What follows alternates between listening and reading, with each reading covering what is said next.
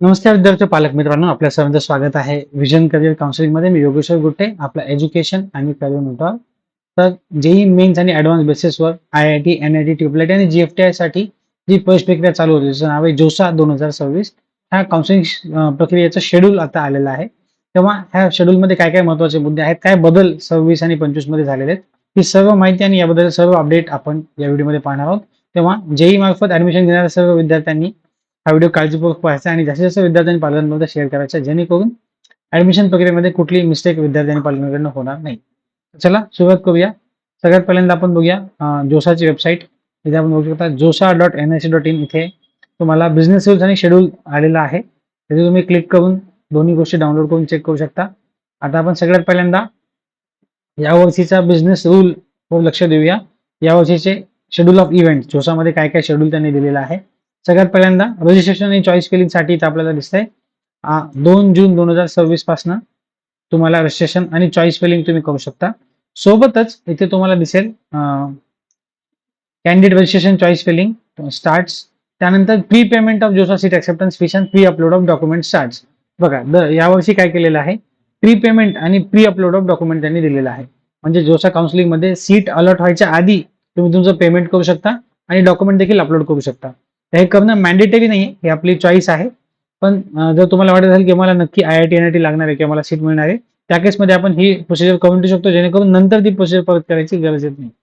त्यानंतर पुढचा महत्वाचा इव्हेंट म्हणजे 7 जून पर्यंत आपण जे काही ऑप्शन सेव्ह करून ठेवणार, लॉगिन मध्ये जे काही चॉईसेस आपण सेव्ह करून ठेवणार, त्या चॉईसेसच्या बेसिसवर संध्याकाळी 8 वाजेपर्यंत तुम्ही जे काही सेव्ह केलेलं असेल ते फेच केलं जाणार आणि त्या बेसिसवर मॉक 1 अलॉटमेंट तुमची होणार आहे. त्यानंतर 9 जून रोजी संध्याकाळी 5 वाजेपर्यंत तुम्ही जे काही सेव्ह कराल त्याच्यावरती तुम्हाला 10 जून रोजी मॉक 2 2 मॉक अलॉटमेंट तुम्हाला होतील.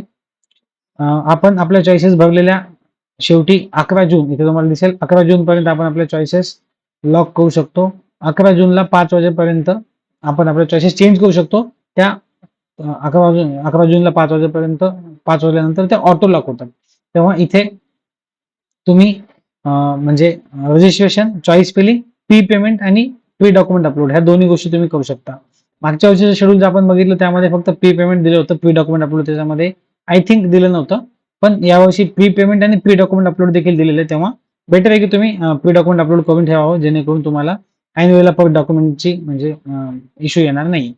त्यानंतर 12 जूनला रिकन्सिलेशन ऑफ डेटा. त्यानंतर 13 जूनला सकाळी 10 वाजता राऊंड 1 ची अलॉटमेंट होणार आहे.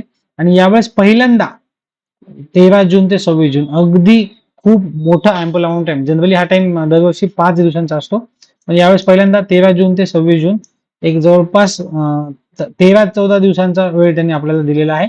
यामध्ये आपल्याला कळते की आपली काउन्सिलिंग थोडी डिले चालणार आहे.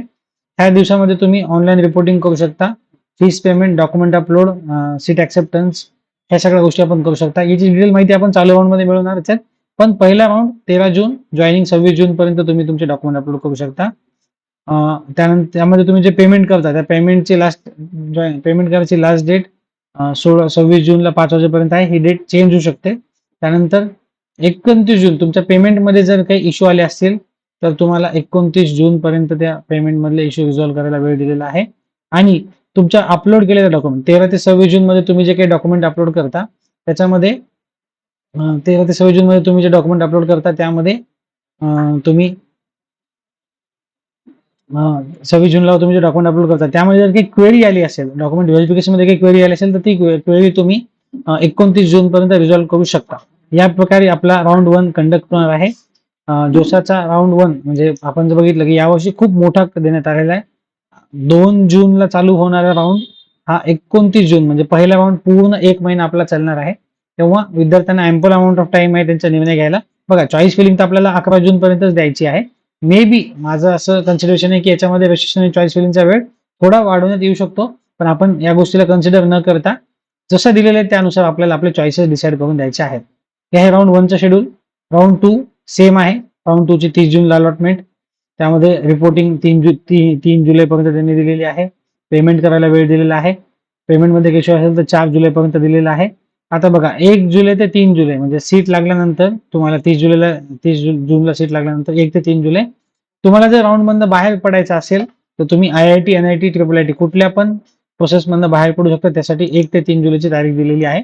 पण त्या तारखेनंतर तुम्हाला सीट विड्रॉल करता येत नाही.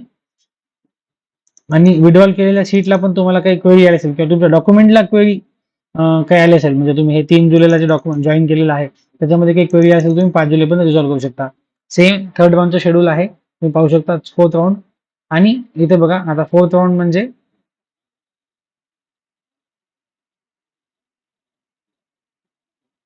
इथे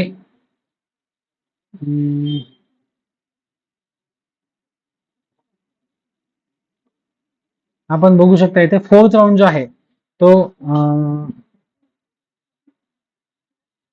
एक सेकंड, फोर्थ राऊंडचा शेड्यूल त्यांनी दिलेला आहे. त्यामध्ये आता यावर्षी काउन्सिलिंग मध्ये फक्त 5 राऊंड दिलेले आहेत. ओके, 5 राऊंड दिलेले आहेत म्हणजे बघा हा 5वा राऊंड IIT साठीचा फायनल राऊंड आहे. तर IIT मधनं सीट विड्रॉल करण्यासाठी तुम्हाला चौथा राऊंड हा शेवटचा राऊंड असतो. फोर्थ राऊंड हा तुमचा शेवटचा राऊंड आहे. जर तुम्हाला IIT कॉलेज लागलेलं आणि तुम्हाला IIT मधनं जर तुमचं सीट विड्रॉल करायचं असेल तर फोर्थ राऊंड हा तुमच्यासाठी महत्वाचा असणार आहे. फोर्थ राऊंडच्या विड्रॉल म्हणजे 14 जुलैच्या आधी तुम्ही तुमच्या IIT मधनं सीट विड्रॉल करू शकता. NIT मधनं सीट तुम्हाला विड्रॉल करायला अजून चान्स मिळतो. त्यानंतर यावर्षी 5च राऊंड देण्यात आल्यामुळे शेवटचा राऊंड जो आहे तो 5वा राऊंड इथे दिलेला आहे. त्यामध्ये तुम्हाला 5व्या राऊंडचा अलॉटमेंट होणार आणि त्यानंतर reporting, document upload, resolution of fees तुम्ही इथे म्हणजे फीस बाकी सगळं सेम आहे. आणि हा 5वा राऊंड झाल्यानंतर हा IITचा फायनल राऊंड आहे. याच्यामध्ये तुम्हाला 21 जुलैपर्यंत हा चालणार आहे. त्यानंतर तुम्ही बघू शकता NIT प्लस सिस्टीम मध्ये ज्यांना IIT लागले त्यांचं 5व्या राऊंड नंतर त्यांनी रिस्पेक्टिव्ह कॉलेजला जॉईन करायचं आहे. पण ज्यांना NIT वगैरे लागलेले त्या विद्यार्थ्यांसाठी काय इथे फीचर्स आहेत, त्यांनी 5व्या राऊंड नंतर देखील 20 जुलैपर्यंत सीट विड्रॉल करू शकता. IIT मध्ये तर चौथ्या राऊंड मध्येच मी सांगितलं सीट विड्रॉल करायला, पण NIT मध्ये तुम्ही 20 जुलैपर्यंत सीट विड्रॉल करू शकता. किंवा तुम्ही पार्शियल ऍडमिशन फीस तुम्हाला परत 24 जुलैपर्यंत म्हणजे ऑलमोस्ट जोसा आणि सिसॅब ही काउन्सिलिंग प्रोसेस 2 जून पासून ती 24 जुलैपर्यंत फक्त जोसाची प्रोसिजर चालणार आहे. 24 जुलै नंतर आपल्याकडे सिसॅबचा शेड्यूल येईल आणि सिसॅबची प्रोसेस त्याच्यानंतर येईल. याचा अर्थ काय, यावर्षी प्रोसिजरचे राऊंड कमी केलेले आहेत पण त्यामध्ये ड्युरेशन खूप जास्त दिलेलं आहे. या ड्युरेशनचा फायदा नक्कीच विद्यार्थ्यांना निर्णय घेण्यामध्ये किंवा काही विद्यार्थ्यांना ग्रुपिंग क्लिअर करण्यामध्ये, कॅटेगरी सर्टिफिकेट इश्यू करण्यामध्ये यामध्ये होऊ शकतो. तर लक्षात घ्यायचंय, इथे तुम्हाला दिसेल की पहिल्या 5 राऊंड मध्ये तुम्हाला पेमेंट ऑफ सीट ऍक्सेप्टन्सचं पेमेंट तुम्हाला करायचंय. IIT मध्ये तुम्हाला 5व्या राऊंड पर्यंत जाता येतं किंवा 4थ्या राऊंड पर्यंत तुम्हाला IIT सीट काढून घेता येतं. पण NIT मध्ये 6व्या राऊंड नंतर तुम्हाला परत 4 दिवस दिलेले असतात पार्शियल ऍडमिशन फीस पे करण्यासाठी. इथे तुम्हाला दिसेल IIT मध्ये तुम्हाला 5 राऊंड नंतर कॉलेजला जॉईन करायचे, पण NIT प्लस सिस्टीम म्हणजे NIT, TRIIT, GFT मध्ये तुम्हाला 5व्या राऊंड नंतर हे